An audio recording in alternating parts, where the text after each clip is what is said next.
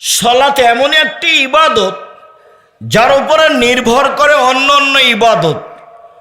সালাত এমন একটি ইবাদত যার উপরে নির্ভর করে অন্যান্য ইবাদত। সালাত যদি কবুল হয় তাহলে বাকি সিয়াম, হজ, দান খায়রাত এগুলো কবুল হবে। যদি সালাত কবুল না হয় তাহলে বাকি কোনো ইবাদত কবুল হবে না। আবু হুরায়রা রাদিয়াল্লাহু তাআলা আনহু বলেন, রাসূল সাল্লাল্লাহু আলাইহি ওয়াসাল্লাম বলেছেন, আউয়ালু মা ইউসাল্লাতু ইয়াউমুল কিয়ামাহ সালাহ। বিচারের মাঠে মানুষকে প্রথমে জিজ্ঞাসা করা হবে সালাত সম্পর্কে। ফাইন সালাহাত সালাহু সাইর আমলিহি। যদি তার সালাত টিকে যায় সব ইবাদত টিকে যাবে, আর যদি তার সালাত না টিকে ফাইন ফাসাদাত ফাসাদালাহু সাইর আমলিহি। সালাত না টিকলে সব ইবাদত বাতিল বলে গণ্য হবে। আনাস রাদিয়াল্লাহু তাআলা আনহু বলেন, রাসূল সাল্লাল্লাহু আলাইহি সাল্লাম বলেছেন, সালাতু সালাসাতু আফলাসিন। সালাত তিন ভাগে বিভক্ত। অত্তহুর সলসুন, অজু হলো তিন ভাগের এক ভাগ। অরুকু সলসুন, রুকু হলো তিন ভাগের এক ভাগ। অসজুদ সলসুন, সিজদা হলো তিন ভাগের এক ভাগ। দাহাবে হাক্কেহা, কেউ যদি এগুলি ঠিক ঠিক আদায় করে, কবেলা সালাত কবেলা সাইর আমালিহি, তাহলে তার সালাত কবুল করা হবে, সব আমল কবুল করা হবে। ওয়াইন রুদ্দা তালাহি সালাতহু, আর সালাত যদি তার কাছে প্রত্যাখ্যান করা হয়, রুদ্দা আলাইহি সাইর আমালিহি, সব আমল বাতিল বলে গণ্য হবে। শুনুন, সালাত এমন একটি ইবাদত, নামাজ। আমরা সব সময় কি শব্দ ব্যবহার করব? সালাত, নামাজ নয়। সালাত শব্দটি কোরআনেও আছে, হাদিসেও আছে। নামাজ কোরআনেও নেই, হাদিসেও নেই। সিয়াম শব্দটি কোরআনেও আছে, হাদিসেও আছে। রোজা শব্দটি কোরআনেও নেই, হাদিসেও নেই। জাহান্নাম শব্দটি কোরআনেও আছে, হাদিসেও আছে। দোজক শব্দটি কোরআনেও নেই, হাদিসেও নেই। জান্নাত শব্দটি কোরআনেও আছে, হাদিসেও আছে। বেহেশত শব্দটি কোরআনেও নেই, হাদিসেও নেই। আল্লাহ শব্দটি কোরআনেও আছে, হাদিসেও আছে। খোদা শব্দটি কোরআনেও নেই, হাদিসেও নেই। কিভাবে চলছে? চাঁপাইনবাবগঞ্জের ভাষায় গায়ের জোরে চলছে। এটা তো আসলে মানুষ ফিরে যেতে চায় না। আমার এই জায়গা হুবাহু জন্মভূমি না হলেও, যেহেতু আমার পড়াশোনার সূচনা নাচল, কাজে আমি নাচলকে জন্মভূমির মতোই দেখি এবং ভাবি এটাই। কাজেই আপনার সাথে আমার একটা ভালোবাসা থাক, আমি এটা ঐকান্তিকভাবে কামনা করি। আর আমি না চলে আসলে 8-10 কিলোমিটার আশেপাশে যত আছে মহিলা পুরুষ সবাই আসবে, এটা আমার দাবি। মহিলা পুরুষ তো আসবে আসবে, হিন্দুকেও আসতে হবে। আমি তারও কিছু না কিছু উপকার করবই করব ইনশাআল্লাহ।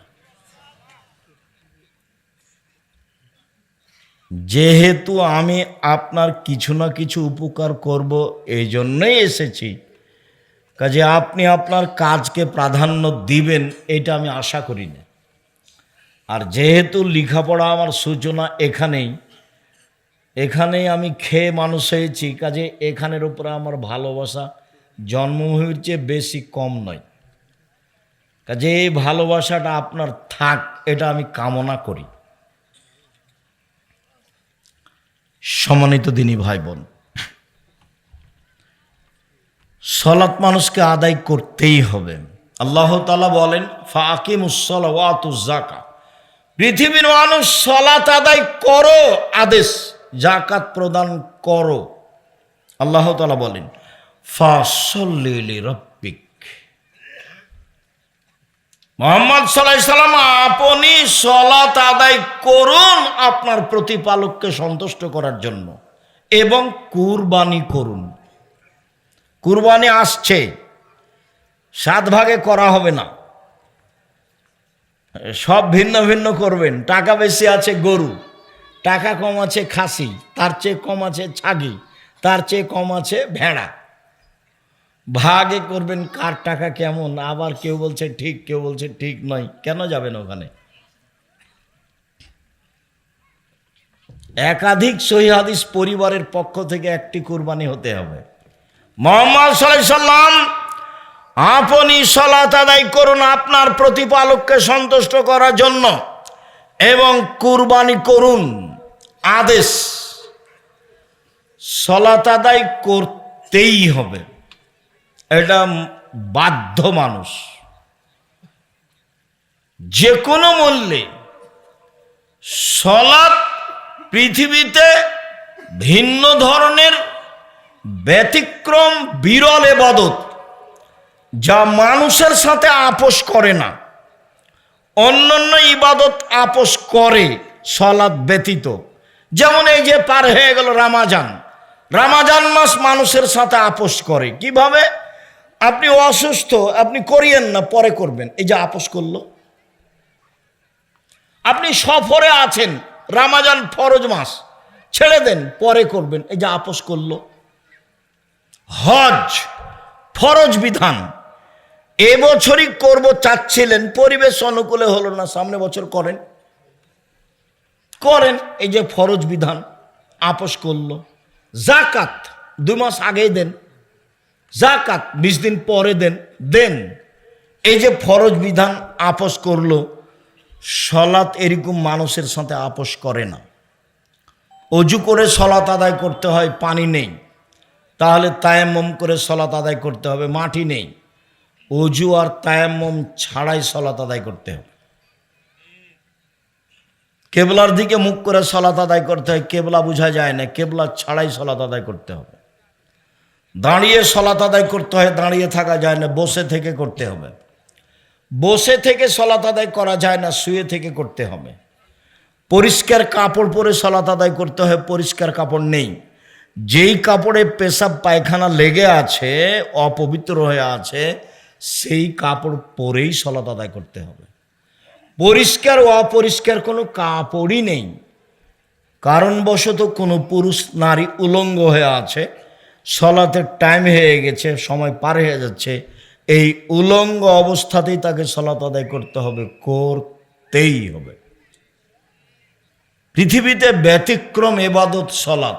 সালাত এমন একটি ইবাদত যার উপরে নির্ভর করে অন্যান্য ইবাদত। যদি সালাত কবুল হয় তাহলে বাকি ইবাদত কবুল হবে, যদি সালাত কবুল না হয় তাহলে বাকি ইবাদত কবুল হবে না। সম্মানিত দিনী ভাই বোন, যারা সালাত আদায় করে না তারা কেমন? সংক্ষিপ্ত বললাম, সালাত আদায় করতেই হবে। এবার দেখি যারা সালাত আদায় করে না তারা কেমন। বুরায়দা রাদিয়াল্লাহু তাআলা আনহু বলেন, রাসূল সাল্লাল্লাহু আলাইহি সাল্লাম বলেছেন, বাইনাল আবদি ওয়া বাইনাল কুফরি তারকুস সালাত। মুসলমান এবং কাফেরের মধ্যে পার্থক্য হচ্ছে সালাত ছেড়ে দেওয়া। যে সালাত আদায় করলো সে মুসলমান, আর যে সালাত আদায় করলো না সে কাফের। আবু হুরায়রা রাদিয়াল্লাহু তাআলা আনহু বলেন, রাসূল সাল্লাল্লাহু আলাইহি সাল্লাম বলেছেন, মান তারাকা সালাতা মুতাআম্মিদান ফাকাদ কাফারা। কেউ যদি ইচ্ছাকৃত সালাত ছেড়ে দেয় তাহলে সে কাফের হয়ে গেল।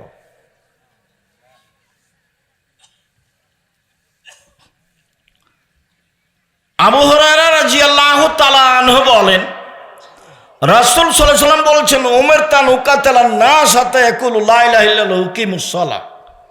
আল্লাহর নবী বলছেন, আমাকে আদেশ করা হয়েছে যে আমি মানুষকে সালাত আদায়ের জন্য এবং লা ইলাহা ইল্লাল্লাহ বলার জন্য আদেশ করব। লড়াই করে পিটিয়ে আমি প্রয়োজনে সালাত আদায় করাবো, যে কোনো মূল্যে, এটা আমাকে আদেশ করা হয়েছে। সম্মানিত দিনী ভাই বোন, অত্র হাদিসকে সামনে রেখে ইমাম আহমদ ইবনে হাম্বল রাহিমাহুল্লাহ বলেছেন, কেউ যদি অলসতা করে এক ওয়াক্ত সালাত ছেড়ে দেয় তাহলে তাকে কুরবানি জবে করতে হবে, হত্যা করতে হবে। ইমাম আবু হানিফা রাহিমাহুল্লাহ বলেছেন, কেউ যদি অলসতা করে এক ওয়াক্ত সালাত ছেড়ে দেয় তাহলে তাকে জেলখানায় বন্দি করে পিটিয়ে সালাত আদায় করাতে হবে। বর্তমানে আরবি বিদ্বানগণ বলছেন যে স্বামী সালাত আদায় করে, স্ত্রী করে না, স্ত্রী করে স্বামী করে না, তখন বিবাহ কেটে গেছে, বিবাহ নেই, চেয়ারম্যান লাগে না, মেম্বার লাগে না, খাতা কলম লাগে না, বিবাহ এমনিতে কেটে গেছে। আরবিরা আরো বলছেন যে এই লোকটা যদি মারা যায় তাহলে তার জানাজা হবে না। শুধু তাই নয়, এর লাশটা মুসলমানের কবরস্থানে দাফন করা হবে না, এই লাশ ফেলে দিতে হবে শ্মশান ঘাটে।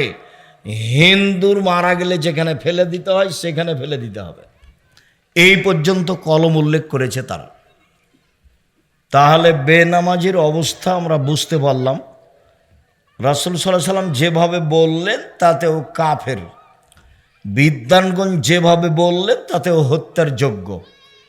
আরবি বিদ্বানগণ যেভাবে বলছেন তার জানাজা নেই, তাকে শ্মশান ঘাটে ফেলে দিতে হবে।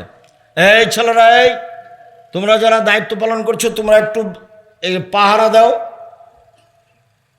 আর ওই যে মোটর সাইকেলটা স্টার্ট দিল কিভাবে, তুমি কি করছো? যখন দেখলে তাকে নিষেধ করবে না, এখান থেকে দূরে নিয়ে যাবে, তারপরে স্টার্ট দিবে। এটা হয় কি করে? তোমরা আজকে বক্তব্য শোনো না, তোমরা দাঁড়িয়ে থাকো। অল্প সময় আমি আব্দুল্লাহ বিন ফজল রাহিমাহুল্লাহ নয় যে ঘন্টার ঘন্টা বক্তব্য দেবো ভোর পর্যন্ত। সম্মানিত দিনী ভাই বোন, এইবার যারা সালাত আদায় করে কিন্তু রাসূলের পদ্ধতিতে করে না, তাদের অবস্থা কি? আল্লাহ তাআলা বলছেন, ফাওয়াইলুল লিল মুসাল্লিন আল্লাযীনা হুম আন সালাতিহিম সাহুন। যারা অমনোযোগ সহকারে সালাত আদায় করে, সময় মতো নিয়মতান্ত্রিকভাবে করে না, এরা অয়েল নামক জাহান্নামে যাবে। মানে সালাত আদায় করে তারা জাহান্নামে যাবে। আবু হুরায়রা রাদিয়াল্লাহু তাআলা আনহু বলেন, রাসূল সাল্লাল্লাহু আলাইহি ওয়াসাল্লাম বলেছেন, মান লাম ইউহাফিজ আলাইহা, যে ব্যক্তি সালাতকে ঠিক ঠিক আদায় করলো না,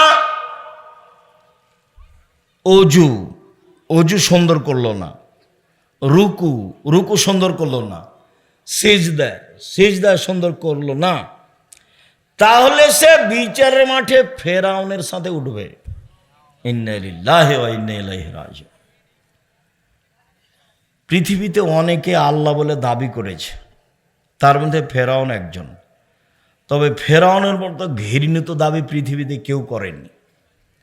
ফেরাউনে একটা মানুষ একদা মুসা আলাইহিস সালামকে বলছেন, মুসা লাইনিত্তাখাযতা ইলাহান গায়রি লাআজালনাকা মিনাল মাসজুনিন, তুমি যদি আমাকে বাদ দিয়ে কাউকে আল্লাহ বলে স্বীকৃতি দাও তাহলে আমি ফেরাউন তোমাকে জেলখানায় বন্দি করে দিব। এক পর্যায়ে ফেরাউন মুসাকে বলল, মুসা মা আলিমতু লাকুম মিন ইলাহিন গায়রি, আমি ব্যতীত তোমাদের কোনো আল্লাহ আছে এ কথা আমি জানি না। এক বৈঠকে ফেরাউন বলল, আনা রব্বুকুমুল আলা, আমি হচ্ছে তোমাদের সবচেয়ে বড় প্রতিপালক, সবচেয়ে বড় আল্লাহ। মিশরে আমি যখন ফেরাউনের লাশের পাশে ঘুরছিলাম, আধা ঘন্টা যাবৎ ঘুরলাম আর বারবার বলছি, আসলেই কি তুমি সেই ফেরাউন? তুমি কি সেই ফেরাউন যে বলেছিল আমি সবচেয়ে বড় আল্লাহ? সে তো আর আমার সাথে কথা বলবে না। একজন নাইজেরিয়ার মহিলা এসে, আইনা ফেরাল ফেরাল আসলে, আইনা ফেরাল আসলি, আইনা ফেরাল আসলি, আসল ফেরাউন কোনটা, আসল ফেরাউন কোনটা? মানে ওই বংশের ওদের যারা নেতা হতো তারা সব ফেরাউন ফারা।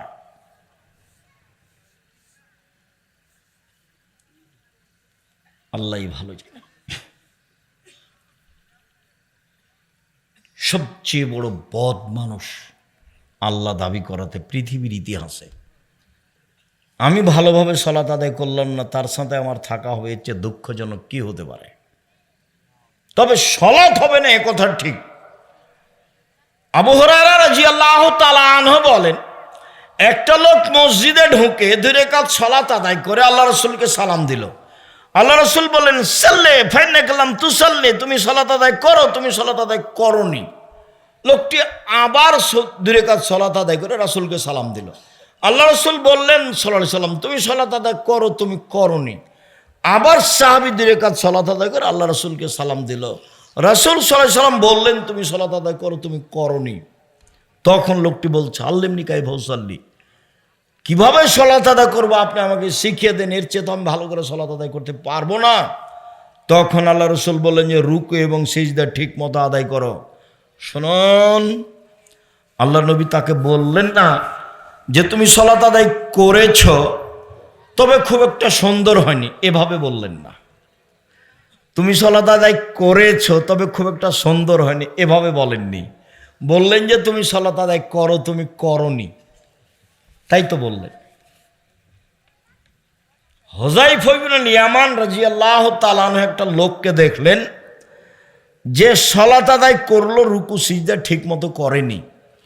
তখন হুযায়ফা ইবনুল ইয়ামান বলছেন, শোনো, তোমার সালাত হয়নি, শুধু হয়নি নয়, লাউ মুত্তা, তুমি যদি এখন মারা যাও তাহলে লা মুত্তা আলা গায়রি ফিতরাতি রাসূলিল্লাহ সাল্লাল্লাহু আলাইহি সাল্লাম, তাহলে তোমার রাসূলের পদ্ধতিতে মরণ হবে না, তোমার মরণটা মুসলমান হিসাবে হবে না। সম্মানিত দিনী ভাই বোন, রাসূল সাল্লাল্লাহু আলাইহি ওয়াসাল্লাম এক সাহাবীকে বললেন, একবার বললেন আসওয়া সারিক মা ইয়াসরুকু মিন সালাতিহি, সবচেয়ে খারাপ চোর যে সালাত চুরি করে, সবচেয়ে জঘন্য চোর যে সালাত চুরি করে। তো সাহাবীগণ বলছেন কাইফা ইয়াসরুকু মিন সালাতিহি, আল্লাহ নবী, মানুষ সালাত কিভাবে চুরি করতে পারে? মানুষ কি সালাত চুরি করতে পারে? সালাত কি চুরি করার জিনিস? তখন রাসূল সাল্লাল্লাহু আলাইহি ওয়াসাল্লাম বললেন মাল্লাম ইতিম রুকু আলা সুজুদাহা, যে ব্যক্তি রুকু সিজদা ঠিক মতো আদায় করলো না সে হলো সালাত চোর। তাহলে যারা সালাত আদায় করে কিন্তু ঠিক মতো আদায় করে না, তার অবস্থা হলো এই, যেটুকু করবেন ঠিক করতে হবে, ধীর স্থির করতে হবে, রুকু ধীর স্থির করতে হবে, সিজদা ধীর স্থির করতে হবে, সুন্দর করে ওযু করতে হবে। চলেন এক খেয়ালে চেয়ে থাকবেন যে যেখানে আছেন, মহিলা পুরুষ। বুখারী মুসলিমের এক হাদিসে এসেছে রাসূল সাল্লাল্লাহু আলাইহি ওয়াসাল্লাম বললেন সাল্লু কামা রাআইতুমুনি উসাল্লি, পৃথিবীর মানুষ সালাত আদায় করো যেভাবে আমাকে সালাত আদায় করতে দেখছো। আল্লাহ নবী বললেন যে আমাকে যেভাবে সালাত আদায় করতে দেখছো। তো এখন কি রাসূল সাল্লাল্লাহু আলাইহি ওয়াসাল্লাম বেঁচে আছেন? তো আমরা তাকে কিভাবে দেখব? হাদিস পরামর্শের জন্য থাকলো 1 নম্বরে বুখারী মুসলিম, দেখে সালাত ঠিক করেন। 2 নম্বরে থাকলো রিয়াজুস সালেহিন, নাম শুনেননি? রিয়াজুস সালেহিন, রিয়াজুস সালেহিন একটা হাদিসের বই, বাংলা পাওয়া যায়, এখানে সালাত ঠিক করেন। 3, এটা আমাদের পরামর্শ। 3 নম্বর, আমরাও চেষ্টা করেছি মানুষ হিসাবে হুবাহু রাসূলের পদ্ধতিকে মানুষের সামনে পেশ করা, একেবারে সালাতের শুরু থেকে নিয়ে শেষ পর্যন্ত। আমি যেটা পেশ করেছি সে বইয়ের নাম রাসূল সাল্লাল্লাহু আলাইহি সাল্লামের সালাত বনাম প্রচলিত সালাত। দেখেন রুকু সিজদা কিভাবে হবে, পরিমাণ কি হবে। আমি মানুষ হিসেবে চেষ্টা করেছি যে আমার আপনার সালাতটা যেন রাসূলের সাথে মিল খায়। আল্লাহ রাসূল বললেন সাল্লু কামা রাআইতুমুনি উসাল্লি, তোমরা সালাত আদায় করো যেভাবে আমাকে সালাত আদায় করতে দেখছো। একটু বাস্তব দেখাই। আল্লাহু আকবার বলে সালাত আরম্ভ করবেন, আল্লাহু আকবার বলার পূর্বে ওযু করবেন সুন্দর করে। রাসূল সাল্লাল্লাহু আলাইহি সাল্লাম বললেন শোনো, আমি কি এমন কিছু বলে দিব না যাতে পাপ মিটে যাবে, মান বেড়ে যাবে? সাহাবীগণ বলেন হ্যাঁ বলেন, সেটা কি? যাতে পাপ মিটে যাবে, মান বেড়ে যাবে। সুন্দর করে অজু করলে পাপ মিটে যাবে, মান বেড়ে যাবে। সুন্দর করে অজু করলে পাপ মিটে যাবে, মান বেড়ে যাবে। 2, পায়ে হেঁটে মসজিদে গেলে পাপ মিটে যাবে, মান বেড়ে যাবে। 3, মসজিদে গিয়ে সলাতের পরে তাসবিহ তাহলিল জিকির আজকার করলে পাপ মিটে যাবে, মান বেড়ে যাবে। আর একবার আল্লাহ রাসূল বলছেন, সুন্দর করে অজু করলে লোকটা হয়ে যাবে সেই দিনের মতো যেদিন তার মা তাকে জন্ম দিয়েছেন, নিষ্পাপ হয়ে যাবে। এই ছেলে, একটু বসো।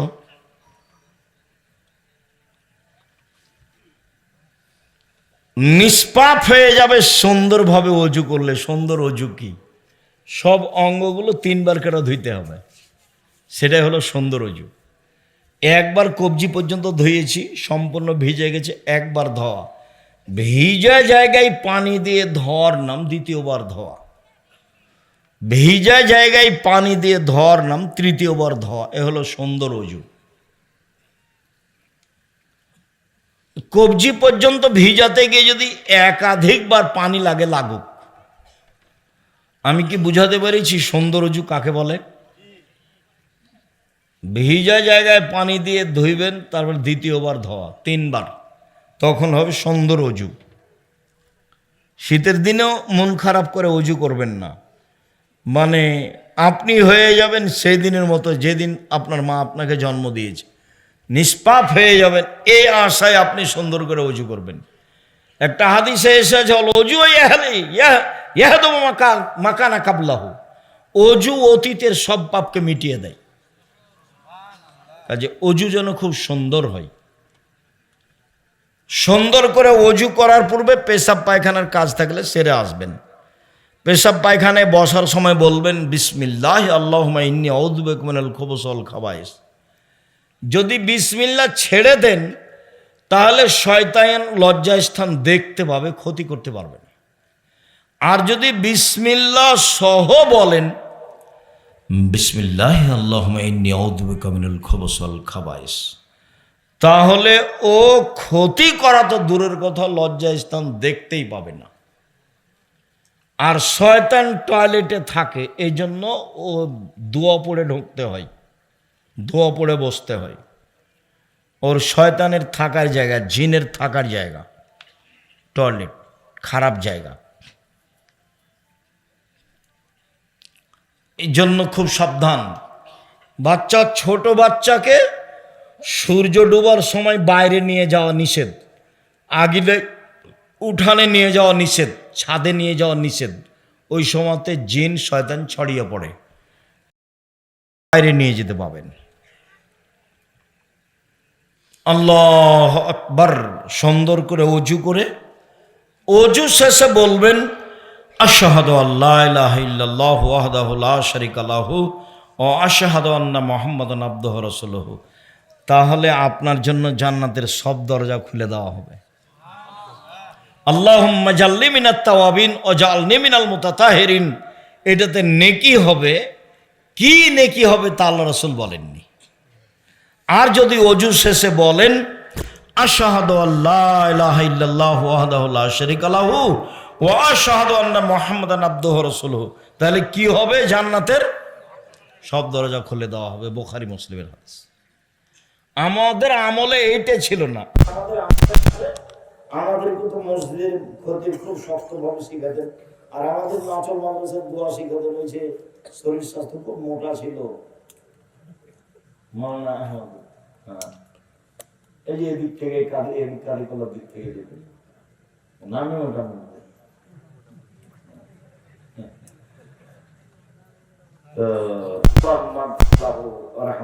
আল্লাহ, তুমি তাদের মাফ করো, তাদের প্রতি দয়া করো, তুমি তাদের কবরকে প্রশস্ত করো, তাদের আলোকিত করো।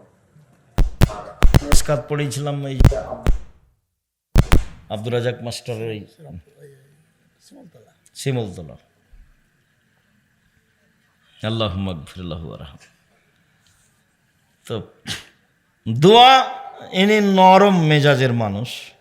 না, আমার চাচা আমাদেরকে গ্রামে একবারে লাঠি নিয়ে পায়ের ওপর মারতে একটু ভুল হলে অজু শেষে এই দোয়া পড়তে হয়, আল্লাহুম্মা জালনি মিনাত তাওয়াবিন ওয়াজআলনি মিনাল মুতাতাহিরিন, অথচ এটা চলে, কিন্তু কিনে কি হবে এটা আল্লাহ রাসূল উল্লেখ করেননি।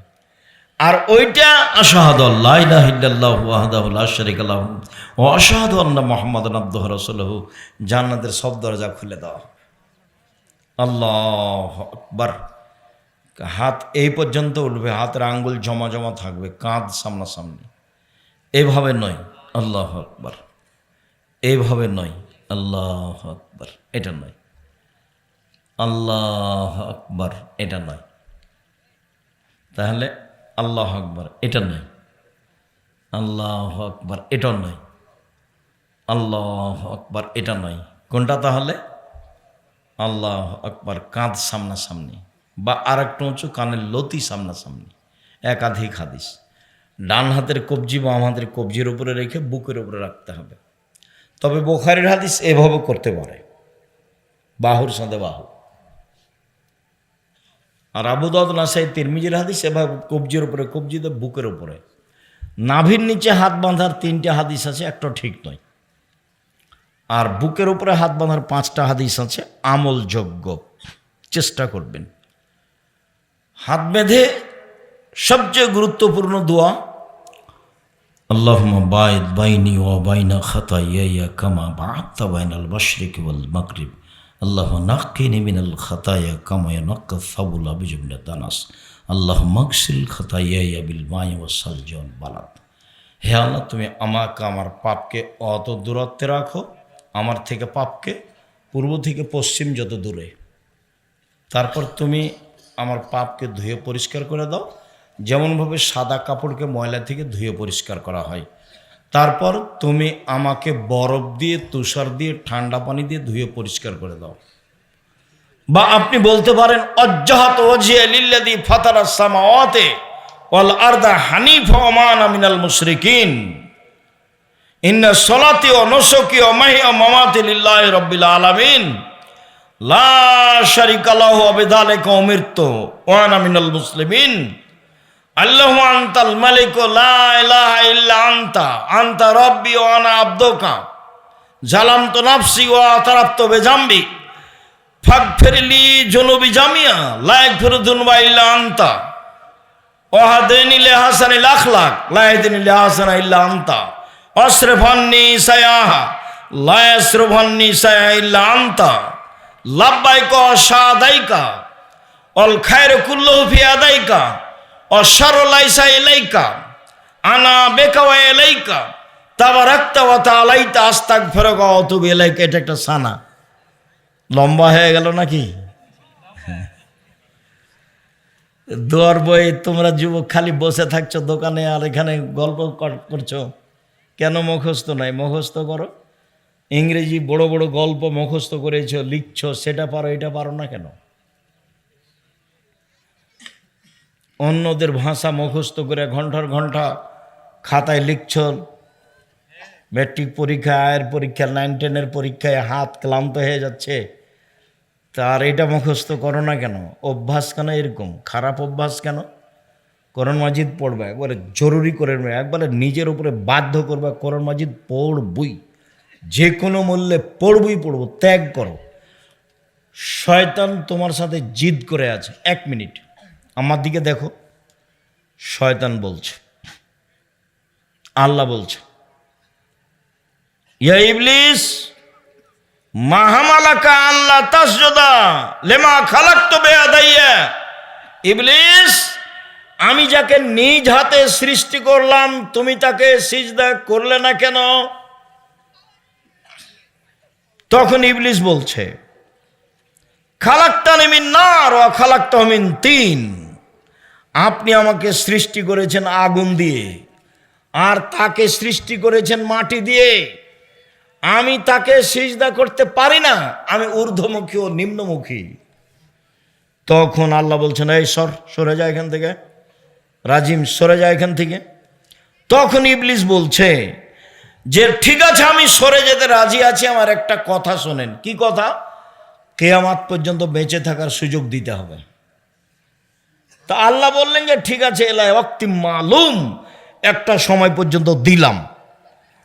আল্লাহ যখন বললেন একটা সময় পর্যন্ত দিলাম, তখন ও কি বলছে শোনেন, এদিকে দেখেন, বলছে ওয়া ইজ্জাতেকা ইয়া রাব্বি, বলার ঢং দেখেন, তোমার সম্মানের কসম হে আমার প্রতিপালক।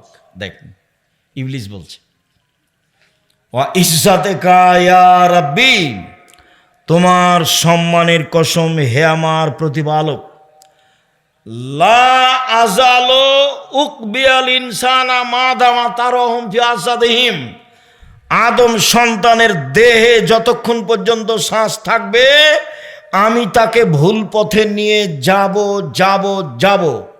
এটা তার জোরালো দাবি আল্লাহর সামনে। ওকে আমি পাপী করেই ছাড়ব, ও কিভাবে জান্নাতে যায় তা আমি দেখে ছেড়ে দিব। এই জিদ কার? শয়তানের, ইবলিসের। আল্লাহর সামনে মনে রাখবেন, ও বলছে দেহে শ্বাস থাকাকালীন, মানে একটা লোক বিছানায় পড়ে আছে, চলতে পারে না, কিন্তু পাপ করবে, মুখ চলে, কি হয়েছে না অমুক, ও তো দুনিয়ার বদ, ওকে ভোট দিস না, অথচ বিছানায় আছে, চলতে পারে না, পা নেই। ইবলিস বলছে যে আমি আদমের ছেলে মেয়েকে পাপী করবো, আর দেহে যতক্ষণ পর্যন্ত কি আছে? শ্বাস আছে। তখন আল্লাহ বলছে ও ইজ্জাতি ও জালালি ও ইরতেবায়ে মাকানি, আল্লাহ বলছে ইবলিস শোন, আমার সম্মানের কসম, আমার মর্যাদার কসম, আমার ইজ্জতের কসম, আমার উচ্চতার কসম, লা জালো আগফির লাহুম মাস্তাগফিরুনি, আদমের ছেলে মেয়ে যতবার আমার কাছে ক্ষমা চাইবে ততবার ক্ষমা করে দেব। এই কথা বললেন না যে তুই ওকে পারবি না, ওদিকে আল্লাহ গেলেন না, এইদিকে আসলেন যে আদমের ছেলে মেয়ে যতবার আমাকে বলবে যে আমার ভুল হয়েছে, ততবার আমি কি করব? ক্ষমা করে দেব। এই জন্য বেশি বেশি ব্যবহার করতে হবে আস্তাগফিরুল্লাহ ওয়া আতুবু ইলাইহি, আস্তাগফিরুল্লাহাল্লাযী লা ইলাহা ইল্লা হুয়াল হাইয়ুল কাইয়্যুম ওয়া আতুবু ইলাইহি, রব্বিগফিরলি ওয়া তুব আলাইয়া ইন্নাকা আনতাত তাওয়াবুল গাফুর। খুব বেশি বেশি বলতে শিখতে হবে। ঘরের মধ্যে যাচ্ছেন, আসছেন, উঠছেন, বসছেন, এই তাসবিহ দেহের সাথে জড়ে যাবে একবারে। এমনি যখন স্বাভাবিক কোনো কাজ হয়ে যায় এমনি মুখের উপরে চলে আসে, তেমনি এমনি মুখের উপরে চলে আসবে রব্বিগফিরলি ওয়া তুব আলাইয়া ইন্নাকা আনতাত তাওয়াবুল গাফুর। আর মাঝে মধ্যে আল্লাহুম্মা আনতা রাব্বি লা ইলাহা ইল্লা আনতা খালাকতানি ওয়া আনা আবদুকা ওয়া আনা আলা হাদিকা ওয়া ওয়াদিকা মাস্তাতাতু আউযু বিকা মিন শাররি মা সানাতু আবু লাকা বিনিআমাতিকা আলাইয়া ওয়া আবু বিযামবি ফাগফিরলি ফাইন্নাহু লা ইয়াগফিরু যুনুবা ইল্লা আনতা। আউযু বিল্লাহ, বিসমিল্লাহ, সূরা ফাতিহা। অন্য একটি সূরা, তারপর রুকু। রুকুতে যাওয়ার সময়তে এদিকে দেখেন, হাত দুটি রডের মতো সোজা থাকবে, আঙ্গুলগুলি খোলা খোলা থাকবে, মাথা উঁচুও থাকবে না, নিচুও থাকবে না। তাসবিহ পাঠ করবেন সুবহান রব্বিল আজিম, নইলে সুবহানাকা আল্লাহুম্মা রব্বানা ওয়া বিহামদিকা আল্লাহুম্মা গফিরলি, নইলে সুবহুন কুদ্দুসুন রব্বুল মালাইকাতুর রূহ, নইলে সুবহানা জি জাবরুত আল মালাকুত আল কিবরিয়াল আজমাত, যা মনে লাগে যতবার। এরপরে সামি আল্লাহু লিমান হামিদা রব্বানা লাকাল হামদ হামদান কাসিরান তাইয়িবান মুবারাকান ফি। এরপরে চলেন সিজদায়। সিজদায় যাওয়ার পূর্বে আপনার সাথে জরুরি কয়েকটা কথা। মাথা, কপালটা, নাকটা একটু আগিয়ে রাখবেন যাতে করে পিঠের লম্বা হাড়টা সোজা হয়ে যায়। নাক কপাল দুটাই মাটিতে লেগে থাকবে। নাক আগে না কপাল আগে এ বিবেচনা নেই। নাক আগে যাক আর কপাল আগে যাক, কিন্তু মাটিতে লেগে থাকবে নাক কপাল দুইটাই একসাথে। আর হাত দুটি কানের পাশে থাকবে, কোনো এভাবে উঠে রাখতে হবে। পুরুষ নারী একই হুকুম। এটা আবার চাঁপাই নবাবগঞ্জ।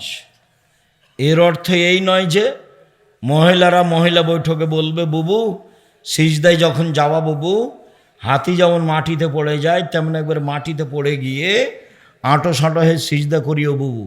যদি বুককে উরু থেকে পৃথক রাখো বুবু, তাহলে স্তন ঝুলন্ত থাকবে বুবু, পর্দার ব্যাঘাত ঘটবে বুবুর। সব কথাই নাকি বোখারিতে আছে, এগুলো কথা নয়। পুরুষ নারী একই হুকুম। পুরুষ নারীর সলাতের মধ্যে কোনো পার্থক্য নেই, কোনো পার্থক্য নেই, কোনো পার্থক্য নেই। এতটুক যে মহিলা যদি ইমাম হয় তাহলে কোথায় দাঁড়াবে? কাতারে, লাইনে। আর যদি মহিলাদের ইমামের ভুল হয়ে যায় তাহলে ডান হাতের এই তালু দিয়ে এ হাতের পিঠের উপরে মারবে, সুবহানাল্লাহ বলতে পারবে না। ঈদের সলাৎ মহিলার ইমাম দিয়ে হবে না, আর জুমার সলাৎ মহিলার ইমামতিতে ঈদের সলাৎ হবে না। মহিলার ইমামতিতে ঈদের সলাৎ বিদাত। মহিলাদেরকে ঈদের মাঠে যেতেই হবে। কোনো একজন পুরুষ ইমাম দিয়ে মহিলাদের সলাৎ আদায় করে নেওয়া যাবে না, এই প্রথা বাতিল। ঈদের মাঠে মহিলাদেরকে যেতেই হবে যে কোনো মূল্যে। এটা তো বরেন্দ্র এলাকা না, চল অনেক জমি পড়ে আছে, হিরেন পড়ে আছে, একবার ফসলে সব পড়ে আছে, কেন জমি নেই? এলাকার লোকেরা, আপনারা চেয়ারম্যান মেম্বার, আপনারা গ্রামের সভাপতি নেই কেন? বড় করেন, নাহলে ঈদের মাঠ ভাগ করেন। যদি বড় না হয় তাহলে এটা বিক্রি করে দেন, যে কিনে নিবে সে বাড়ি ঘর পেশাব পায়খানা সব করুক, ওই টাকা দিয়ে আরও মাঠে বাইরে বড় জায়গা কিনেন। যদি বড় জায়গা কিনতে না পারেন তাহলে ঈদের মাঠ ভাগ করেন। এক ঈদের মাঠে দুবার তিনবার সলাৎ হবে না। ঈদের মাঠকে সাজানো যাবে না, ঈদের মাঠ বাসর ঘর নয়। যেইভাবে একবারে ফুলটুল দিয়ে সাজে, এটা হারাম।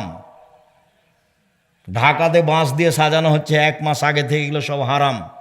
আল্লাহর নবী মুহাম্মদ সাল্লাল্লাহু আলাইহি সাল্লাম মসজিদে নববীর উপর দিয়ে হেঁটে 500 গজ দূরে গিয়ে ঈদের সালাত আদায় করলেন। মসজিদে নববী মানে কি জানেন?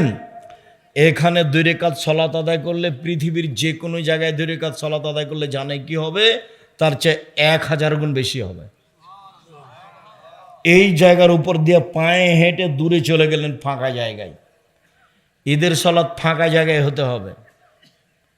ঈদের সালাতের মাঠে ইমামের জায়গা ঠিক করা হবে না, পাকা করা হবে না, মেহরাব করা হবে না। এতটুক যে জমি দখলের জন্য প্রাচীর দিতে পারে, এছাড়া ঈদের মাঠ সাজানো হবে না, ঈদের মাঠে মেহরাব করা হবে না, ঈদের মাঠে ইমামের জন্য জায়গা ওইভাবে পাকা করা হবে না, সব হারাম। আতশবাজি করা যেমন হারাম, এগুলো তেমন হারাম। ফাঁকা জায়গায় ঈদের সালাত হতে হবে, হতেই হবে। যা বলছি এটা কথায়। আম গাছে জাম ধরতে পারে, ধরে না। অমাবস্যার রাতে চাঁদ উঠতে পারে, উঠে না। শোয়ের ছিদ্র দিয়ে লাঙ্গলের ফাল ঢুকতে পারে, ঢোকে না। শোয়ের ছিদ্র দিয়ে লাঙ্গলের ফাল ঢুকে যেতে পারে। আম গাছে জাম ধরে যেতে পারে, অমাবস্যার রাতে চাঁদ উঠে যেতে পারে, এগুলো ঘটে যেতে পারে। আমি যে কথা বলছি এতে সন্দেহ আছে বলে কিয়ামত পর্যন্ত চেষ্টা করলে সরিষা ঢোকানো যাবে না। যা বলছি তাই থাকবে, তার নাম বুখারী মুসলিম, এইভাবেই থাকবে। সম্মানিত দিনী ভাই বোন, বলছিলাম সিজদা করার সময় মাথা নাক কপাল একটু আগিয়ে রাখবেন, দোয়া পড়বেন যার যা মনে লাগে। উঠে আসেন, এ হলো 1 রাকাত, আর 1 রাকাতে হলো 2 রাকাত। 2 রাকাতে বাম পায়ের পাতার উপরে বসবেন, ডান পা খাড়ো করে রাখবেন। 4 রাকাত বা 3 রাকাত সালামের বৈঠকে বাম পা ডান দিকে বের করে দিবেন। সালামের বৈঠক 1 রাকাত, তা হলো বিতর। সালামের বৈঠক 2 রাকাতে, তা হলো ফজর। সালামের বৈঠক 3 রাকাতে, তা হলো মাগরিব। সালামের বৈঠক 4 রাকাতে, তা হলো জোহর, আসর, এশা। সালামের বৈঠকে বাম পা ডান দিকে বের করে দিয়ে আপনি আত্তাহিয়াত পড়বেন, দুরুদ পড়বেন, দোয়া মাসুরা পড়বেন, আর আমার পরামর্শটা গ্রহণ করবেন। রব্বির হামহুমা কামা রাব্বায়ানি সাগীরা। আরও দোয়া, আসসালামু আলাইকুম রহমতুল্লাহ, আসসালামু আলাইকুম রহমতুল্লাহ। এরপরে যা কিছু হবে তার জিকির ব্যক্তিগতভাবে যেভাবে ভালো লাগে সেভাবে জিকির করার চেষ্টা করবেন। আয়াতুল কুরসি অবশ্যই বলার চেষ্টা করবেন। লোকটি জান্নাতে চলে গেছে আয়াতুল কুরসি পড়ার কারণে, ঢোকেনি কেন? মরেনি এই জন্য। আয়াতুল কুরসিকে এইভাবে প্রাধান্য দিবেন 5 ওয়াক্ত সালাতের পরে। সম্মানিত দিনী ভাই বোন, আমি আপনাদের সকলের একান্তভাবে সালাত আদায় করে কামনা করি। এছাড়া কোনো ইবাদত কবুল হবে না মর্মে। সাথে সাথে আপনাকে আরও অনুরোধ করি, আমরা মুখে রাসূল সাল্লাল্লাহু আলাইহি সাল্লামের কথা পেশ করার চেষ্টা করি, মিডিয়াতে চেষ্টা করি, কলমে আজকে কলমও আছে, গাড়িতে বই আছে না, এখানে নিয়ে আসতে পারে। দেখেন আবদুল্লাহর বই কি কি আছে। আমাদের বইগুলো আছে, আমার হাতের ডানে আছে, সলাৎ শিক্ষা, এসব বইগুলি সংগ্রহ করার জন্য অনুরোধ জানাচ্ছি।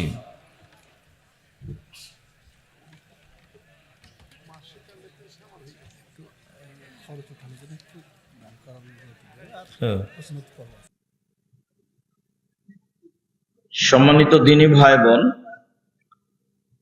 আবু হুরায়রা রাদিয়াল্লাহু তাআলা আনহু বলেন, রাসূল সাল্লাল্লাহু আলাইহি সাল্লাম বলেছেন, সাবআতুন ইযিল্লুহুমুল্লাহু তাআলা ফি দিল্লিহি ইয়াওমা লা দিল্লা ইল্লা দিল্লুহু।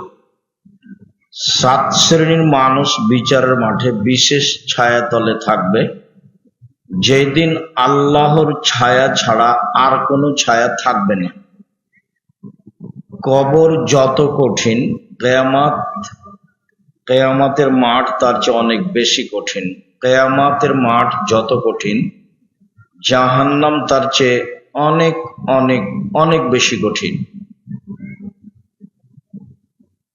কবর বলতে বাড়ির পিছন দিকে বা কবরস্থানে গর্ত করে যে মাটিতে পুঁতে দেওয়া হয়, এর নাম কবর নয়। কবর বলতে মরার পর থেকে নিয়ে বিচারের দিন পর্যন্ত একটা লম্বা সময়ের নাম কবর। যদি বাড়ির পিছনের কবরই কবর হয়, তাহলে যাকে বাঘে খেয়েছে তার কবর কোথায়? কবরস্থানের কবরই যদি কবর হয়, তাহলে যে আগুনে জ্বলে ছাই হয়ে গেল তার কবর কোথায়? এটা হলো মানুষ মারা গেলে মাটির নিচে রেখে দিতে হবে, তার একটা আল্লাহর পক্ষ থেকে মুহাম্মদ সাল্লাল্লাহু আলাইহি সাল্লামের মাধ্যমে পদ্ধতি।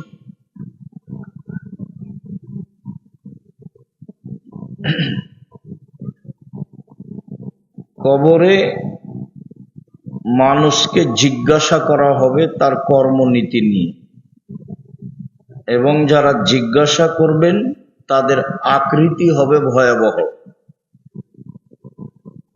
উত্তরে যদি ঠিক অবস্থা না আসে, তাহলে যারা মারবেন পিটাবেন তাদের কোনোদিন ক্লান্তি আসবে না। প্রথম বাড়ি যেভাবে মারবেন, বিচারের দিন যখন মানুষ উঠবে সেই বাড়ি ওই মাপেরই হবে। যারা মারে তারা খায় না, তাদের মানবিক ক্ষমতা নেই, তাদের ভিন্ন ক্ষমতা, তাদের পেশাব পায়খানা নেই, তাদের শরীরে কোনোদিন ক্লান্তি আসে না।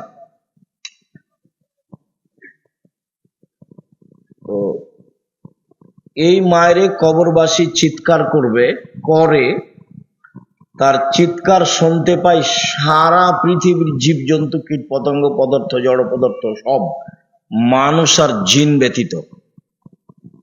আপনাদের এখানে কবরে ওকে পিটানো হচ্ছে, ও চিল্লাচ্ছে, ওর চিৎকার শুনতে পাচ্ছে, একবার লন্ডন আমেরিকার শেষ প্রান্তে যা আছে সেও শুনতে পাচ্ছে।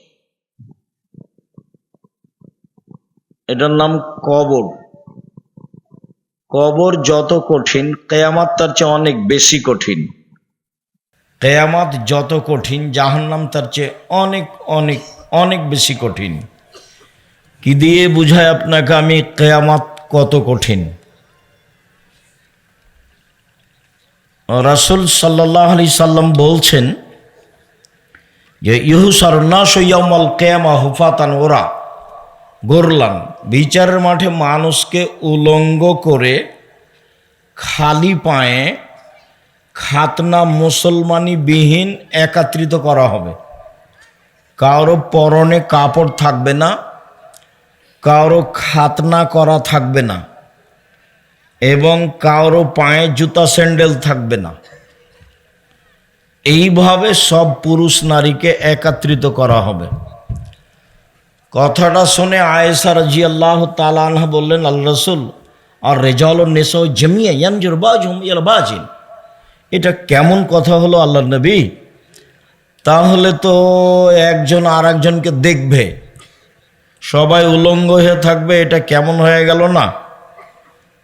তখন আল্লাহ রসুল বলছেন, আয়েশা আল্লাহ আমরা আসাধ্য মিন দালে জ্ঞান যারা বাজিমেলা বাজিন, সমস্যা এর চেয়ে অনেক অনেক অনেক বেশি জটিল যে মানুষ একজন আর একজনকে দেখবে এরকম কোনো অনুভূতি থাকবে না, তার নাম কিয়ামতের মাঠ।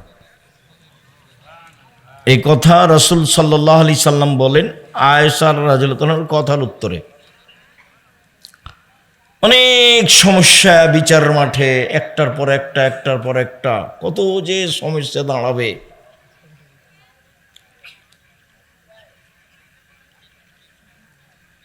রাসূল সাল্লাল্লাহু আলাইহি সাল্লাম বিচারের মাঠের কথা বলেন যে আমরা শুনেছি সূর্য অর্ধ হাত উপরে হবে, এরকম কোনো কথা আমরা জানি না, কোরআন হাদিসে নেই।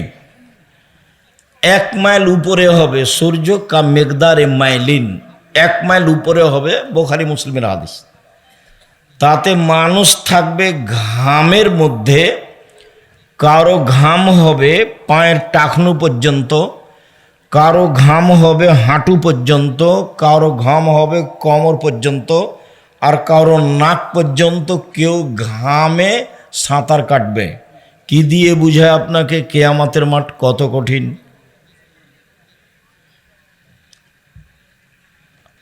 বিচারের পদ্ধতি ভালো মানুষের জন্য সহজ।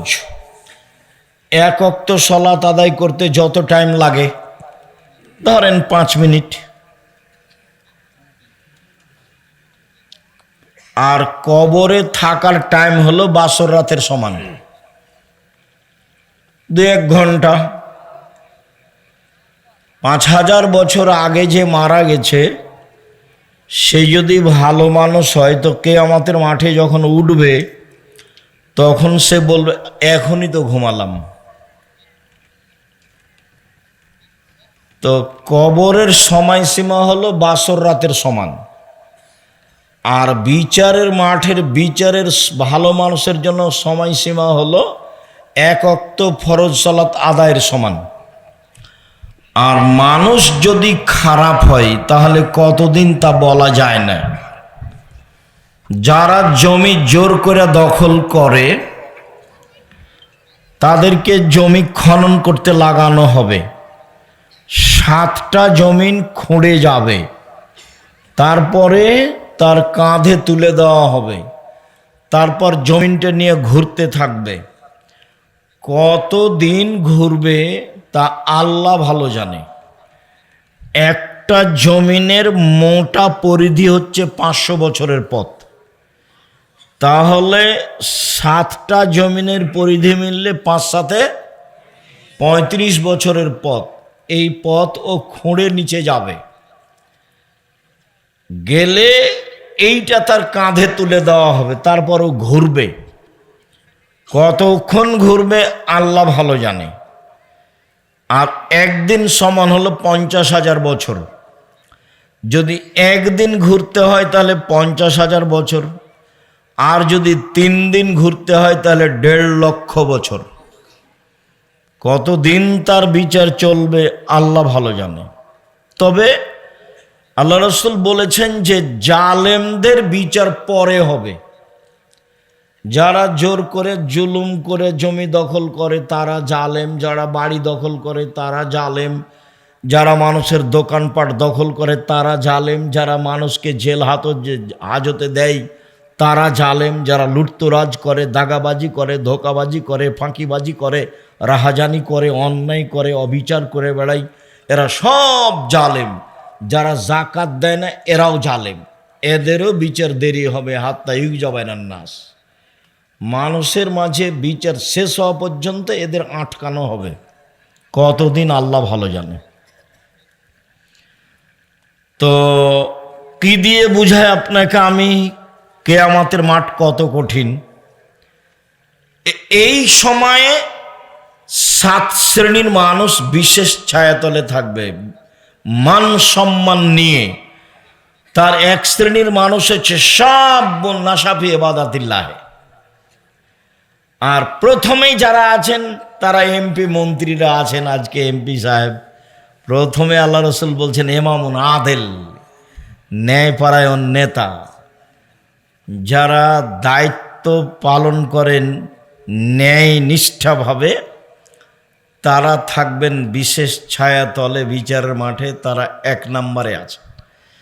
তাহলে এইটা যত কঠিন, যদি দুর্বল পয়েন্টে যায় তাহলে সেটা খারাপ হবে তত কঠিন। মানে জাহান্নাম উদ্বোধন হবে মাওলানা সাহেব দিয়ে, জাহান্নাম উদ্বোধন হবে মাওলানা সাহেব দিয়ে, তাহলে বিচারের মাঠে মাওলানা সাহেবের ফলাফল ভালো থাকবে। এইটা কঠিন যেমন, ওইদিক ভালো থাকবে তেমন। তো ন্যায়পরায়ণ নেতা, সামাজিকভাবে এটা খুব কঠিন। রাসূল সাল্লাল্লাহু আলাইহি ওয়াসাল্লাম বলছেন, মান উল্লিয়া ইসরাইলে ফাকাত যুবা বেগের সিকিন, কাউকে যদি 2 জনের দায়িত্বশীল করা হয় তাহলে তাকে ছুরিবিহীন জবে করা হলো। এই বাক্যের সারমর্ম কি? আল্লাহ রাসূল বললেন, কাউকে যদি 2 জনের দায়িত্বশীল করা হয় তাহলে তাকে ছুরিবিহীন জবে করা হলো। তার মানে দায়িত্ব পরিচালনা করা খুব কঠিন। খুব যদি শক্ত সুষ্ঠুভাবে পরিচালনা করতে চায় তাহলে ইহকাল টিকবে না, মানুষ মানতে চাইবে না। উমারকেও মানেনি, জবাই করে দিয়েছে। অর্ধ পৃথিবীর খলিফা, কুশাগর, বুদ্ধিজীবী, রাজনীতিবিদ উমর। রাস্তায় হাঁটলে শয়তান রাস্তা ছেড়ে দিত। আল্লাহ রাসূল বলছেন, উমার ওই যে শয়তান দেখে তোমাকে পালাচ্ছে, যে শয়তান পালাচ্ছে তোমাকে দেখে। এর নাম উমার। নামটা মানুষ নিলে অন্তরটা কেঁপে উঠত, তার নাম উমার। অর্ধেক পৃথিবীর খলিফা ছিলেন উমার রাদিয়াল্লাহু তাআলা। এরপরও সমাজের এক শ্রেণীর মানুষ তাকে মেনে নিতে পারেনি। তো দায়িত্ব খুব কঠিন, ঠিকভাবে করলে ইহকাল টিকবে না, আর বেঠিকভাবে করলে পরকাল টিকবে না। তাহলে দুটাই কঠিন হলো। এই জন্য আল্লাহ রাসূল বলেছেন, যাকে 2 জনের দায়িত্বশীল করা হলো তাকে ছুরিবিহীন জবে করা হলো। তার সারমর্ম হলো এই। তো বিচার মাঠে 7 শ্রেণীর মানুষ বিশেষ ছায়াতলে থাকবে। তার 1 শ্রেণীর মানুষ 1 নম্বরে রয়েছেন ইমামুন আদিল, ন্যায়পরায়ণ নেতা। আর আছে শাবুন নাশা ফি ইবাদাতিল্লাহ, ওই যুবকেরা যারা ছোট থেকেই ইবাদতে অভ্যাসী। এবার নাও আড্ডা পিটো, দোকানে বসে আড্ডা পিটা হারাম, কাবিরা গুনাহ। জীবনে 4টা কাজ করবা: 1 5 ওয়াক্ত সালাত, হালাল রুজি, কোরআন তেলাওয়াত। আড্ডা পিটা হারাম। আড্ডা পিটা 2 ধরনের, একটা হলো মোবাইল, বড় মোবাইল না ল্যাংটা মেয়ে দেখা ঘন্টার ঘন্টা, আর একটা হলো দোকানে বসে ঘন্টার ঘন্টা বসে থাকা, মানুষের বদনাম গিবাত করা। দেখো তোমার নাচল বাজারে দেখো, স্টেশনে দেখো, বসে আছে ল্যাংটা মেয়ে, নাচছে, গল্প করছে, বসে আছে পশু প্রাণীর মতো, গরু ছাগলের মতো। পশু প্রাণী আমি বলিনি, আল্লাহ বলছেন। বুঝেও বুঝে না ওরা, অন্তর আছে বুঝে না, দেখেও দেখে না ওরা, চক্ষু আছে দেখে না, শোনেও শোনে না ওরা, কান আছে শোনে না। উলাইকা কাল আনাম, তারা পশু প্রাণীর মতো, তারা গরু ছাগলের মতো, তারা কুকুর শিয়ালের মতো। বালহু মাজাল, বরং তার চেয়ে খারাপ। মানুষ পশু প্রাণীর চেয়ে খারাপ। দোকানে বসে আড্ডা পিঠে গল্প করে, মানুষের বদনাম করে, সে আবার ভালো মানুষ। টিভি চলছে, ল্যাংটা মেয়ে নাচছে, আর ওখানে বসে আছে ঘন্টার ঘন্টায়, এ পশু প্রাণীর চেয়ে খারাপ, গরু ছাগলের চেয়ে খারাপ। তোমাকে তিতে লাগলে আমার কিছু করার নাই, তোমার বাপকে তিতে লাগলে আমার কিছু করার নেই। আমি কথা ধার করে নিয়ে আসিনি যে আমাকে বাড়ি গিয়ে পরিশোধ করতে হবে, আল্লাহ বলছেন এই কথা। তো শাবুন নাশা ফি ইবাদাতিল্লাহ, হ্যাঁ, ওই সব যুবকেরা বিচার মাঠে বিশেষ ছায়াতলে থাকবে যারা ছোট থেকেই ইবাদতে অভ্যাসী। সিয়াম পালন করেছে, সালাত আদায় করে, মানুষের সাথে অন্যায় অবিচার করে না, মিথ্যা কথা বলে না, ভালোভাবে থাকে এরা। তাই হলো আদর্শ যুব সমাজের উদ্যোগে প্রোগ্রাম। 2, রাসূল সাল্লাল্লাহু আলাইহি ওয়াসাল্লাম লা ইয়াজুল কাদাম বানি আদম হাত্তা ইসালাম খামস, বিচারের মাঠে আদম সন্তানের পা নড়াচড়া করতে দেওয়া হবে না পাঁচটা জিনিস জিজ্ঞাসা করার পূর্বে। পাঁচটা জিনিস জিজ্ঞাসা না করে আদম সন্তানকে বিচারের মাঠে ছেলে হোক মেয়ে হোক পুরুষ হোক নারী হোক নড়তে দেওয়া হবে না। তার একটা হচ্ছে যুবকদেরকে জিজ্ঞাসা করা হবে আনসাবাবিহি, তার যৌবন জীবন সম্পর্কে, সে যৌবন জীবনটা কিভাবে কাটিয়েছে। যৌবন জীবন খুব ভয়াবহ, তার অজান্তেই সে আর একটা মেয়ের সাথে অন্যায় জড়িয়ে যায়। আল্লাহর নবী বলছেন, পৃথিবীর মানুষ, আমি আমার উম্মতের উপরে আশঙ্কা করে গেলাম গোপন পাপের, আশহাওয়াতুল খাফিয়া, আমার উম্মত গোপন পাপে লিপ্ত হবে, এটা আমি আশঙ্কা করে গেলাম। 20 বছর পূর্বে 10 বছর পূর্বে মোবাইলের মাধ্যমে মানুষ এত গোপন পাপ করত, এটা মানুষের জানা ছিল না। গোসলখানাতে গিয়ে মানুষ এভাবে পাপ করবে, এটা মানুষের জানা ছিল না।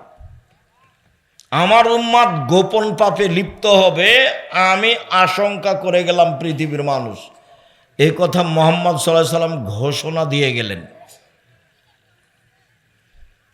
আরেকটা কথা বারবার মাথায় আসছে, বলে রাখি, রাসূল সাল্লাল্লাহু আলাইহি সাল্লাম বলছেন, পৃথিবীর মানুষ, আমি 3টে বিষয়ে আশঙ্কা পোষণ করে গেলাম 3 শ্রেণীর মানুষের। এক, আইম্মাতুম মুজিল্লিন, ভ্রান্ত হুজুর। হুজুর হবে ভ্রান্ত, এটা আমার আশঙ্কা, আমি এটা করে গেলাম। হুজুর ভুল পথে থাকবে। আল্লাহ রাসূল এক জায়গাতে বলছেন যে কুলুবহুম কুলুবু শায়াতিন ফি জুসমানি ইনসিন, হুজুরের অন্তর হবে শয়তানের অন্তর, হুজুরকে দেখতে লাগবে মানুষ। বুখারী মুসলিম। নেন দেখি কত কঠিন কথা। হুজুরের অন্তর হবে শয়তানের অন্তর, হুজুরকে দেখতে লাগবে মানুষ।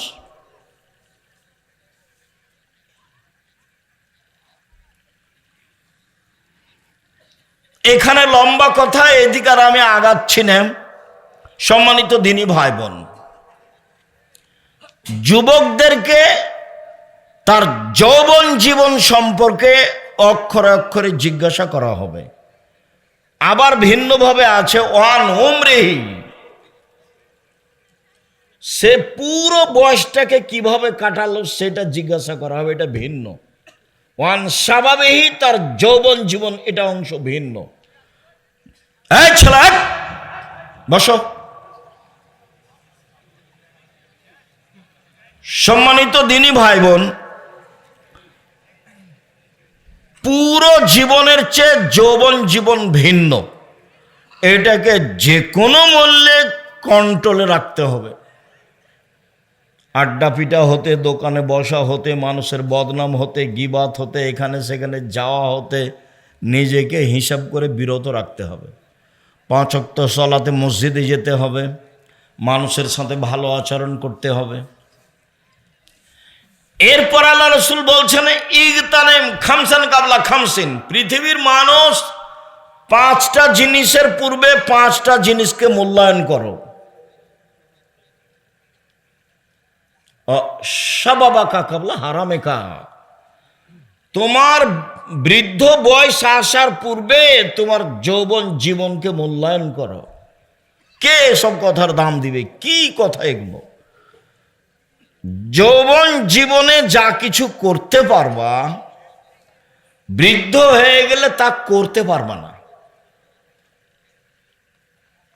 চাইলে ইচ্ছা মতো তাহাজ্জুদ পড়তে উঠতে পারবা না, চাইলে ইচ্ছা মতো কোরআন তেলাওয়াত করতে পারবা না, চাইলে যেখানে সেখানে দাওয়াত দিতে যেতে পারবা না।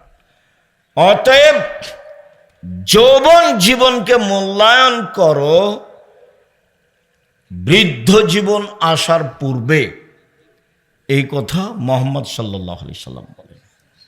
অতএব আমি উপস্থিত বৈঠকের যুবক, সাথে সাথে যারা যুবতী মেয়ে, যারা স্বাভাবিকভাবে অশ্লীল কাজে জড়িয়ে পড়ছে এবং পুরুষ মানুষকে বিপদে ফেলছে, দুঃখিত, বিচারের মাঠে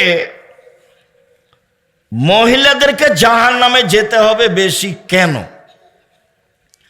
রাসূল সাল্লাল্লাহু আলাইহি সাল্লাম ঈদের মাঠে গেলেন, পুরুষের কাছে সলাতের পরে ফামাররা আলাল নিসায়ে, তিনি মহিলাদের সামনে গেলেন ভিন্নভাবে।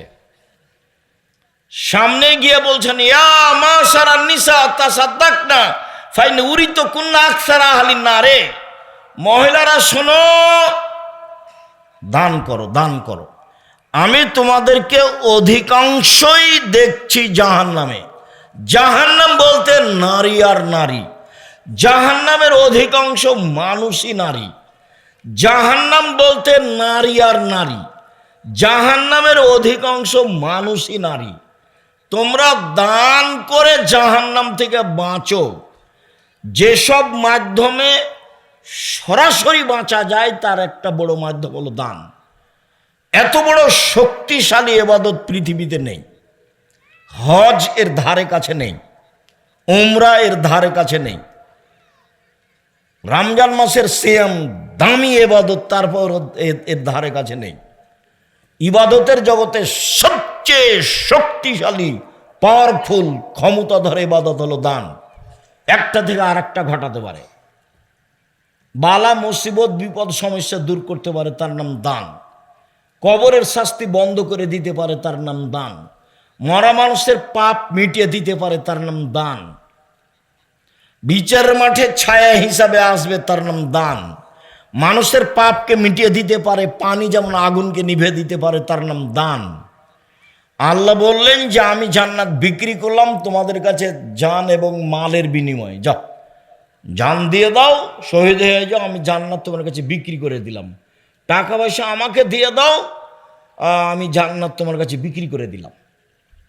সালাত আদায় করলে জান্নাত কিনা যায় না, হজ করলে জান্নাত কিনা যায় না, উমরা করলে জান্নাত কিনা যায় না, সিয়াম রমজান মাসে সিয়াম পালন করলে জান্নাত কিনা যায় না, তাসবিহ তাহলিল জিকির আজকার করলে জান্নাত কিনা যায় না, কোরআন তেলাওয়াত করলে জান্নাত কিনা যায় না।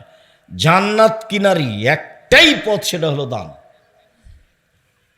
যার কারণে বুখারী মুসলিমের এক হাদিসের এক বাক্যে আল্লাহ রাসূল বলছেন, পৃথিবীর মানুষ ফাত্তাকুন্নারা ওয়ালাউ বিশিক্কি, খেজুরের বীজের ওপরে, আঁঠির ওপরে যে সাদা একটা ছিলকা আছে, একেবারেই সরু চিকন, এই পরিমাণ দান করে হলেও তোমরা জাহান্নাম থেকে বাঁচো। তার মানে জাহান্নাম থেকে বাঁচার এটা বড় মাধ্যম বুখারী মুসলিম।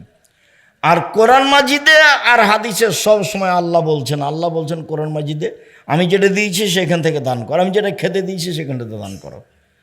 চাঁপায় নবাবগঞ্জ নাচলের মহিলারা ভাত রান্না করার সময়তে চাউল মেপে নিয়ে এক মুষ্টি চাউল তুলে নেয় মুষ্টি হিসাবে। কাজটা ভালো, খারাপ নয়, তবে দান এটাই শেষ নয়।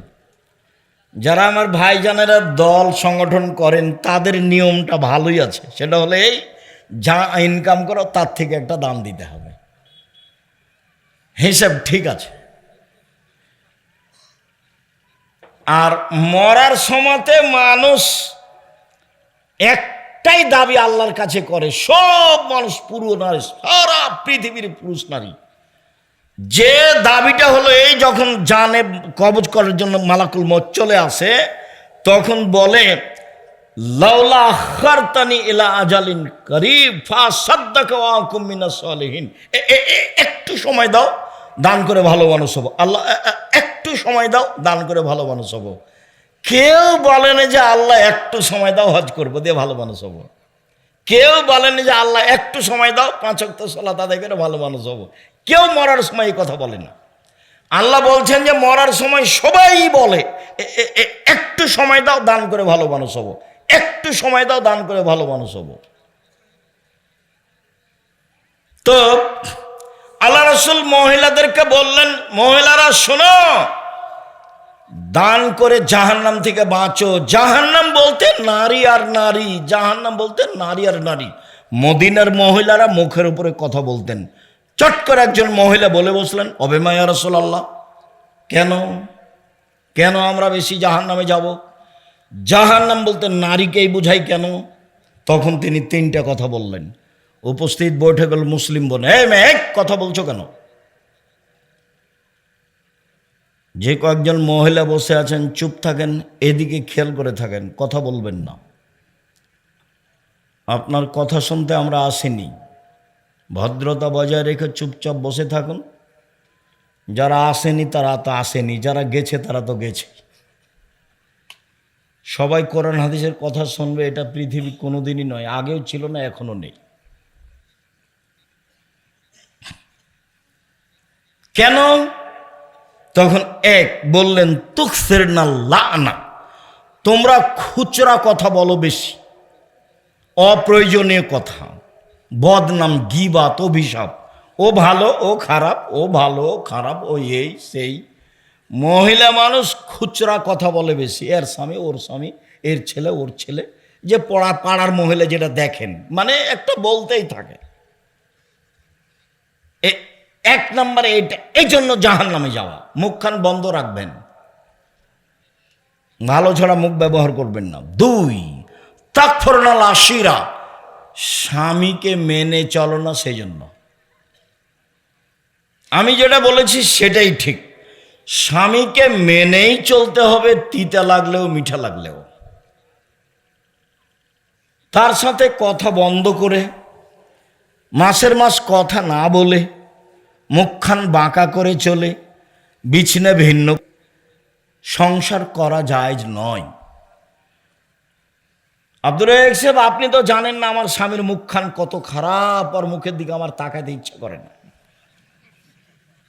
আমি বুঝলাম আপনি আমার দিনী বোন, আপনার কথা আমি বুঝি, কিন্তু শোনেন, মেনেই চলতে হবে, নইলে সংসার ত্যাগ করতে হবে।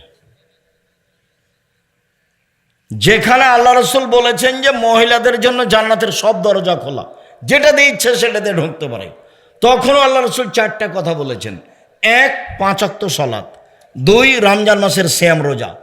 3, স্বামীকে মেনে চলা। 4, জেনায় লিপ্ত না হলে হলো, স্বামীকে মেনে চলা, এটাই পথ। স্বামীকে মেনেই চলতে হবে, আমাদের কিছু করার নেই। মুহাম্মদ সাল্লাল্লাহু আলাইহি ওয়াসাল্লাম এভাবেই বলেছে, তিতা লাগলেও মিঠা লাগলেও মেনেই চলতে হবে।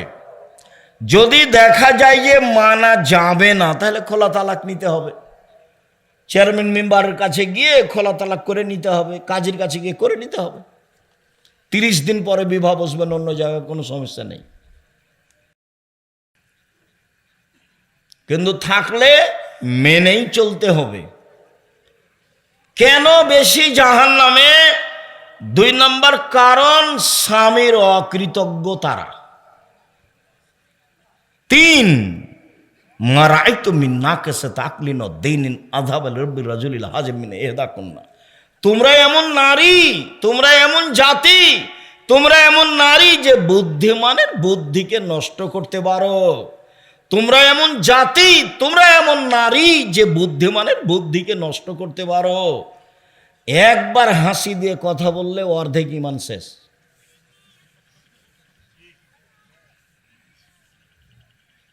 এই জন্য মহিলারা মোবাইলে কথা তেমন বলবেই না। আর আব্বার মোবাইলে রিং হচ্ছে হচ্ছে হচ্ছে হচ্ছে বারবার হচ্ছে, এরপরে যদি ধরে আসসালামু আলাইকুম, কে বলছিলেন? আমার আব্বা বাড়িতে নেই, অন্য সময় কথা বলিয়েন। এইভাবে কথা শেষ করতে হবে। ভাই কে বলছিলেন? তাহলে এর নাম্বারও ধরে রাখবে। তাহলে জাহান্নামের পথ। আমি দেখিনি তোমাদের চেয়ে কাউকে যে বুদ্ধিমানের বুদ্ধিকে নষ্ট করতে পারে। তোমরা এমন জাতি যে বুদ্ধিমানের বুদ্ধিকে নষ্ট করতে পারো। এই কথাটা আল্লাহ রাসূল বলেছেন অন্য জায়গাতে এভাবে, মা তারাকতু বাদি ফিতনাতান আযারা লিরজালিন নিসায়। আমার জীবনে আমি ছাড়িনি কোনো বস্তু যেটা পুরুষের জন্য বেশি বিপজ্জনক হতে পারে নারীদের চেয়ে। বুখারী মুসলিম। আমার জীবনে আমি ছাড়িনি কোনো বস্তু যেটা পুরুষের জন্য বেশি বিপজ্জনক হতে পারে নারীদের চেয়ে। এই ছেলে, সাবধান থাকো তোমার মোবাইলে জিন্দিগিতে যেন কোনো মেয়ের সাথে কথা না হয়। চাকরি হারাবে, মান সম্মান হারাবে, বংশমর্যাদা হারাবে, বিদ্যা হারাবে, সব হারিয়ে যাবে, রাস্তায় নিঃস্ব হয়ে নেমে যাবা। খুব সাবধান, নিজেকে কন্ট্রোল করে রাখার চেষ্টা করো। সম্মানিত দিনী ভাই বোন, বলছিলাম রাসূল সাল্লাল্লাহু আলাইহি সাল্লাম যা বললেন তাতে জাহান্নাম থেকে বাঁচার জন্য তিনি 3টে কারণ তাদের উল্লেখ করলেন। তারা জাহান্নামে যাওয়ার 3টে কারণ উল্লেখ করলেন। এই এলাকাতে মহিলারা ঈদের মাঠে যায় না, মহিলাদেরকে ঈদের মাঠে যেতে হবে এবং ব্যবস্থা করতে হবে, যেতেই হবে। উম্মু আতিয়া রাদিয়াল্লাহু তাআলা আনহা বলেন, উমিরনা নুখরিজাল হুইয়াজ আজাওয়াতিল খুদুর, আমাদের ঋতুবতী নারীকে এবং সব ধরনের মহিলাকে এবং যুবতীদেরকে ঈদের মাঠে যাওয়ার জন্য আদেশ করা হলো। তখন একজন মহিলা বলল, আল্লাহর নবী, এহেদানা লাইসালাহা জিলবাব, আমাদের কারো চাদর নেই যে, তাহলে কিভাবে ঈদের মাঠে যাবে? তখন আল্লাহ রসুল বলেন, লেতুলবে সাহেবাতহা মিন জিলবাবিহা, অন্য বান্ধবী অন্য মেয়ে যেন তাকে চাদর দেয়, অর্থাৎ চাদর চেয়ে নিয়ে যাবে। নিজের গায়ের চাদর যদি না থাকে তাহলে কার চাদর নিয়ে মাঠে যাবে? আর একজনের চাদর চেয়ে নিয়ে মাঠে যাবে। ভালো মহিলা তো ঈদের মাঠে যাবে, ঋতুবতী হায়েজ হয়েছে যাদের, তাদেরকে যেতে হবে, যেতেই হবে। ইয়াশহাদনা দাওয়াতুল মুসলিমিনা জামাতাহুম, তারা মুসলমানদের জামাতে উপস্থিত হবে, তাদের দুয়াতে উপস্থিত হবে। দুয়া মানে ঈদের মাঠে যে হাত তুলে দোয়া হয় সেটা নয়। দোয়া মানে ইউকাব্বিরনা মা'আন নাস, তারা মানুষের সাথে বলবে, আল্লাহু আকবার, আল্লাহু আকবার, লা ইলাহা ইল্লাল্লাহ, আল্লাহু আকবার, আল্লাহু আকবার, ওয়ালিল্লাহিল হামদ, আল্লাহু আকবার, আল্লাহু আকবার, লা ইলাহা ইল্লাল্লাহ, আল্লাহু আকবার, আল্লাহু আকবার, ওয়ালিল্লাহিল হামদ। মহিলারা বলবে এবং ইমামের বক্তব্য শুনবে।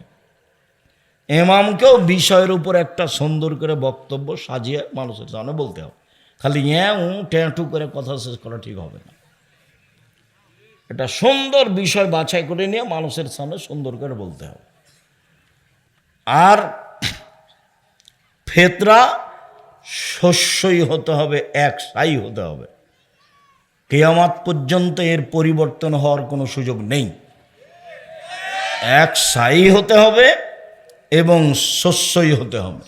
কেউ যদি নেওয়ার না থাকে তাহলে ফেলে দিবেন। তবু কি বের করতে হবে? শস্যই বের করতে হবে। এর বিকল্প কোনো চিন্তা ভাবনা করা যাবে না। আবু সাঈদ খুদরি রাদিয়াল্লাহু তাআলা আনহু বললেন, একসা বের করতাম, করব। তখন একজন সাহাবী দাঁড়িয়ে বললেন, কেন? মুআবিয়া যে সিরিয়া থেকে এসে বক্তব্য দিলেন, বক্তব্যে বললেন, পৃথিবীর মানুষ শুনে রেখো, সিরিয়ার অর্ধশা গম সমপরিমাণ মদিনার 1 সা খেজুর। সিরিয়ার অর্ধশা গমের মূল্য যা, মদিনার 1 সা খেজুরের মূল্য তাই।